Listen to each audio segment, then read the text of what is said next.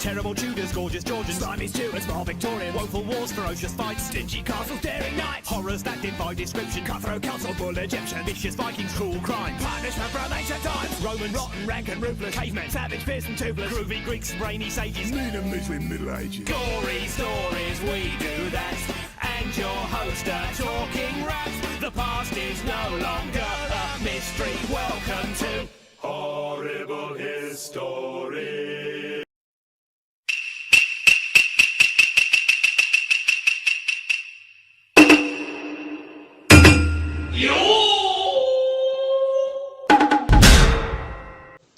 Olá, mestres e servos de verdade, bem-vindos ao Fateverso com mais um Verdadeira História.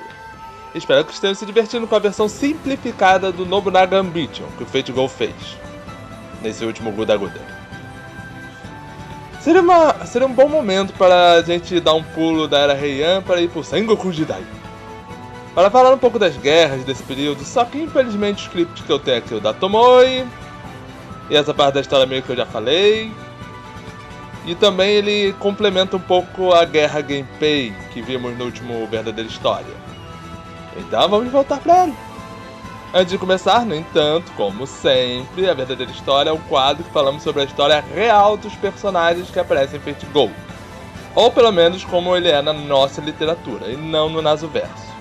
Tendo isso tirado da nossa frente, vamos para o vídeo.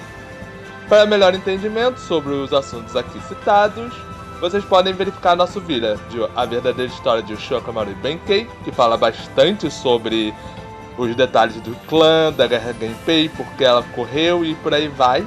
E também um pouco do Verdadeira História do Japão.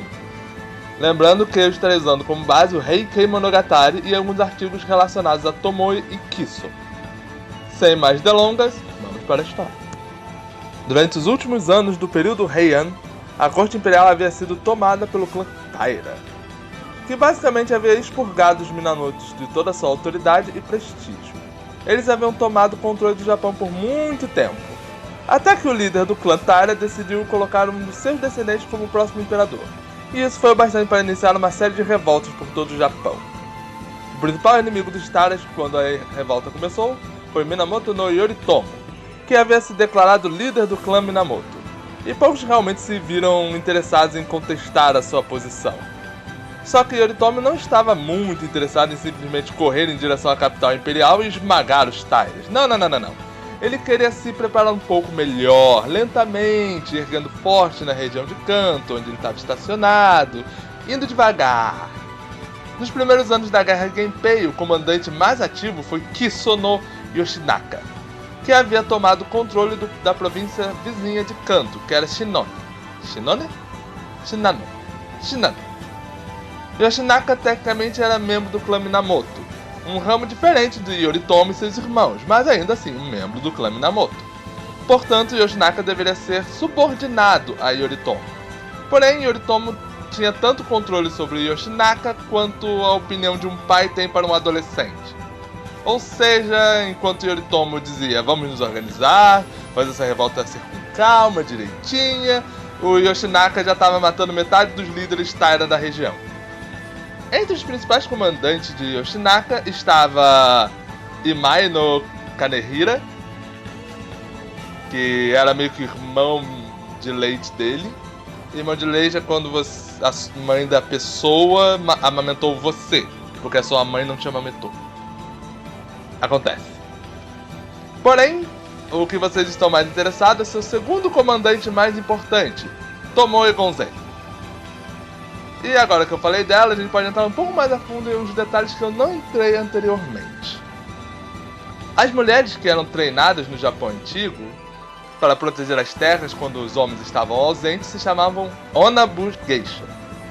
Essas mulheres geralmente recebiam treinamento com armas como naginata e arco e flecha, para manter uma distância segura delas com seus adversários, e raramente eram treinadas com a espada. Tomoe não pertencia a esse grupo de mulheres. Não. Tomoe pertencia a uma classe de guerreiras diferentes, chamadas Onamusha. Qual é a diferença entre uma Onamusha e a Onabu Geisha? As Onamusha eram treinadas para ir ao campo de batalha. Então elas eram treinadas das mesmas formas que os homens eram treinados. Então, elas aprenderam a usar a espada, por exemplo, e combater a cavalo, o que era muito valioso para comandantes de alta estirpe. Você agora deve estar imaginando que uma ou duas mulheres no campo de batalha, especialmente nos acampamentos, provocariam alguns problemas de interação. Porém, não se preocupe tanto, meus caros gafanhotos. Essas Zonomusha, além de serem capazes de se proteger sozinhas, também tendiam a participar do círculo interno do comandante. Então, se alguém tocava nelas, era só o líder do exército. E olha lá. E cuidado, você não quer mexer na mulher do líder do exército. Não é uma boa ideia. No Heikei Monogatari, Tomoe é descrita como sendo uma mulher maravilhosa em aparência e uma mestra na arte da espada, tecnicamente sendo uma das primeiras personagens femininas a portar espada e a primeira personagem carregando uma espada extra longa durante uma guerra. Tomoe lutava usando uma tachi, ou tachi, que era uma espada antiga que veio antes da katana, porém a dela é um tanto quanto maior. Vou ficar devendo aqui o nome certinho dessa espada, porque ela tem um nome, mas eu não lembro. Além disso, ela era uma excelente arqueira e uma mestra na montaria a cavalo. Curiosamente, Tomoe raramente é descrita usando a naginata, justamente porque ela usava essa espada extra longa. Porém, você vai ainda achar ela, algumas imagens dela portando a naginata, tanto no chão quanto a cavalo. Essa parte pode ser interessante para alguns. Enquanto muitas histórias retratam Tomoe como esposa ou no mínimo concubina de Yoshinaka, o Heikei Monogatari não chega a especificar a relação deles. Mas é claro que ela é bem próxima, inegavelmente. Então, por mais que eles não fossem casados, no mínimo existia uma admiração gigantesca entre a Tomoe e Yoshinaka. Lamento. Em todo caso, voltando para a guerra, Yoshinaka era apenas um dos muitos senhores de guerra rebeldes que haviam na região durante esse período. Especialmente em seus primeiros anos, esse foi um dos senhores de guerra mais ativos. Por quê? Porque os senhores de guerra não estavam realmente unificados. Nem todos os líderes guerreiros nesse período eram do clã Minamoto. E a maioria deles não realmente estava do lado dos Minamoto. Já estavam mais usando o nome Minamoto para inflamar esse desejo de revolta e resistência contra o clã Taira. E assim concluir seus próprios objetivos, que geralmente era expulsar os Tairas de suas províncias. Yoshinaka não deixou passar essa oportunidade, reuniu um bom exército, instigou a revolta nas regiões próximas de Wari, Omi e Mino, regiões que eram essenciais para o suprimento de grãos para Kyoto, a capital do império. Curiosamente, ao mesmo tempo que isso aconteceu, houve uma revolta em Kyushu, as ilhas ao sul, e isso impediu o comércio entre a China e a Coreia. E como se não fosse bastante, os monges de Kyoto estavam empolvorosos e provocando tumultos. Taira no Kinomori estava enfurecido já com tanta revolta, então ele botou fogo nos templos, despachou o exército para lidar em Kyushu, porque para ele era mais importante. Além disso, os Tairas eram mais fortes no mar. E acredite, isso era extremamente importante para eles. Kiyomori veio a falecer, e seu primeiro filho, capaz e totalmente qualificado para tomar seu lugar, entrou no seu lugar. Pena que ele morreu pouco tempo depois. Então sobrou para o segundo filho, não tão capaz de Kiyomori, tomar essa posição e fazer alguma coisa. O quão não preparado ele estava? Bem, a mãe dele dizia que quando ele era pequeno, ela não conseguia gerar meninos. Então ela trocou uma filha dela com um filho de um vendedor de guarda-chuvas. Isso é que falar que você não gosta do seu filho, né? Ou então, olha a história pra se contar. Em todo caso, após algumas vitórias no sul do Japão, eles viraram seus olhos para o norte, e para Yoshinaka, que era um dos rebeldes mais ativos ao norte. Infelizmente, Yoshinaka era um gênio militar. De acordo com Heikei Monogatari, ele estava em desvantagem de 10 homens contra 1.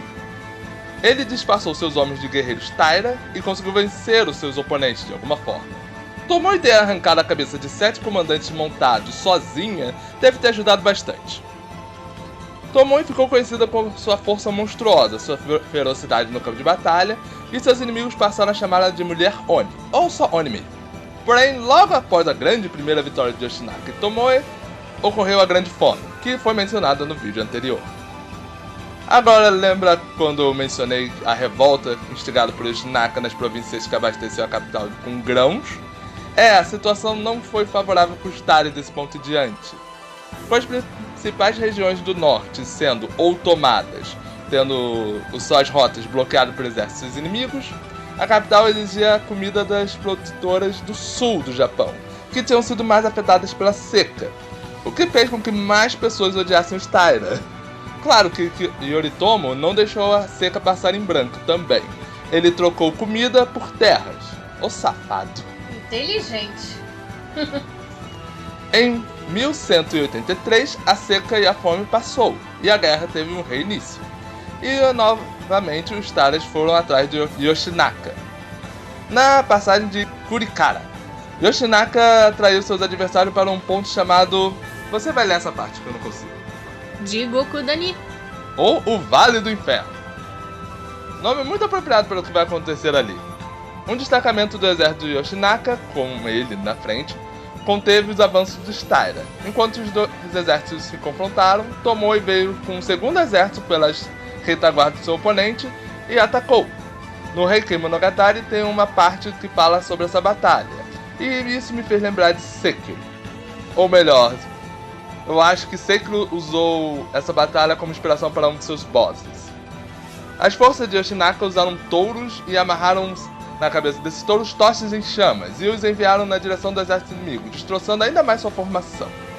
Depois desse estouro da boiada que massacrou os Taira, Yoshinaka se sentiu o maioral e decidiu marchar em direção a Kyoto e tomar controle dela por completo. Como ainda havia revoltas ao sul e uma quantidade significativa do exército imperial estava morto no Vale do Inferno, os Taira tentaram recrutar qualquer força que tivesse na capital para ajudar na defesa, incluindo os monges. Os monges disseram algo como: "Mas é claro, podemos ajudar vocês. Mas primeiro precisamos nos vingar dos desgraçados que queimaram nossos templos." "Ah, espera aí. Foram vocês." E assim os monges se juntaram ao Yoshinaka e derrubaram as defesas da capital. Os principais cabeças dos Taras conseguiram fugir da capital, no entanto, levando o bebê imperador e as 3 regalias sagradas: a espada Kusanagi, o espelho de Yata e a joia Magatama. Uma vez que o Yoshinaka tomou o controle da capital, e essencialmente sozinho, em comparação aos outros líderes rebeldes, ele decidiu que a capital agora era seu domínio, e não existia lugar no Japão para 2 líderes Minamoto. E ele disse que ele seria agora o líder dos clãs Minamoto. Yoritomo ficou enfurecido, porque ele havia dito isso primeiro. Vê se pode a audácia desse Yoshinaka. Yoshinaka era um grande soldado, e até um bom estrategista. Infelizmente, isso não significa que ele era um bom político. E se tem algo que Game of Thrones estava certo, é que bons soldados nem sempre fazem bons jogadores políticos. Por acaso, Kiyomori e Yoritomo eram bons. Como o exército de Yoshinaka havia pilhado e destruído muita coisa em seu caminho até a capital, Yoshinaka não tinha muitos aliados dentro da capital.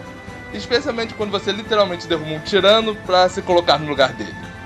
O imperador retirado Go Shirakawa, agora livre de sua prisão domiciliar dos Tairas, conseguiu recuperar os seus aliados dentro da capital e reuniu eles para formar um tipo de força de resistência dentro da capital.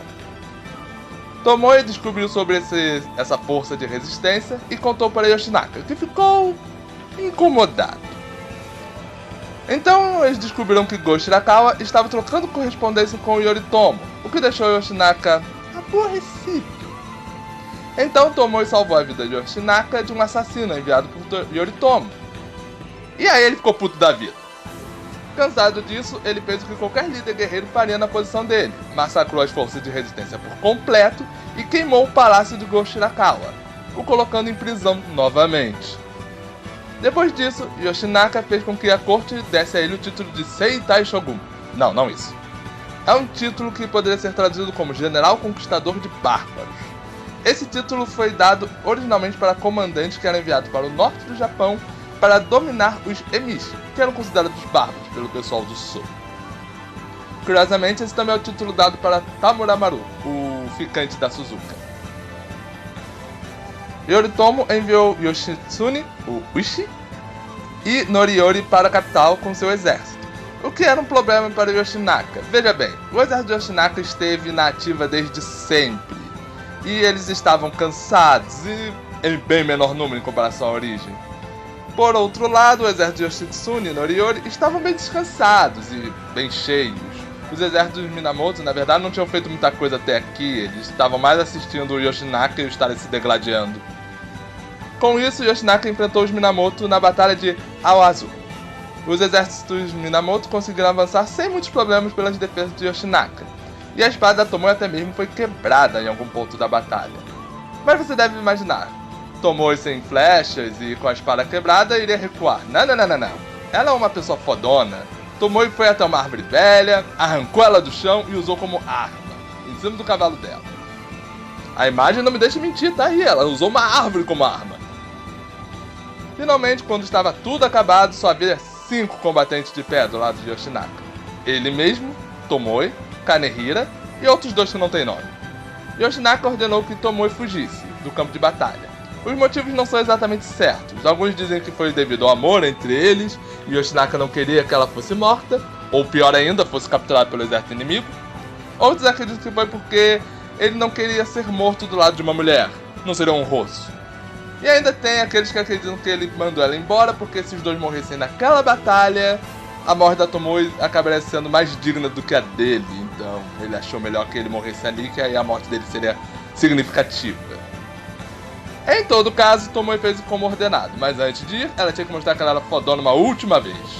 O que ela fez? Ela olhou no campo de batalha atrás de um inimigo que fosse forte bastante. E ela encontrou um pobre comandante coitado chamado Ushida, que era conhecido por ser muito forte. Ela avançou na direção dele, derrubou do cavalo e arrancou a cabeça dele fora com uma faca. E depois foi embora. A mulher era fodona mesmo. Depois disso, ela se desfez de sua armadura e cavalgou para o horizonte, para nunca mais ser vista. Pelo menos não temos mais registro dela pelo resto da batalha ou história. Supostamente, logo após isso, Noriyori atingiu Yoshinaka com uma flecha, na cabeça. Percebendo que não existia mais meios de lutar, Kanehira decidiu que ele deveria morrer da forma mais incrível possível. Ele mordeu a ponta da espada e pulou do seu cavalo, para empalar a si mesmo com a espada, fazendo a espada atravessar a sua cabeça. Quantos pontos de honra esse cara merece? Eu acho que muitos. Enquanto a existência histórica de Tomoe não pode ser confirmada, é certo que sua presença na história marcaram muito, tanto a história do Japão, literatura, animes, jogos e muitos outros aspectos. Tomoe Gonzen será sempre lembrada como uma das mais famosas e fortes guerreiras de todo o Japão antigo. Espero que tenham gostado do vídeo. Esse foi mais um Verdadeira História, e eu não tenho certeza do que eu vou fazer em seguida, mas eu espero que vocês tenham gostado. E eu espero também não ter deixado nada escapar. Às vezes acontece. Até a próxima vez. See ya! Tall tales, atrocious acts. We gave you all the fearsome facts. The ugly truth, no glamour glitz. We showed you all the juicy bits. Gory, ghastly, mean and cruel. Stuff they don't teach you at school. The past is no longer a mystery. Hope you enjoyed. Horrible history.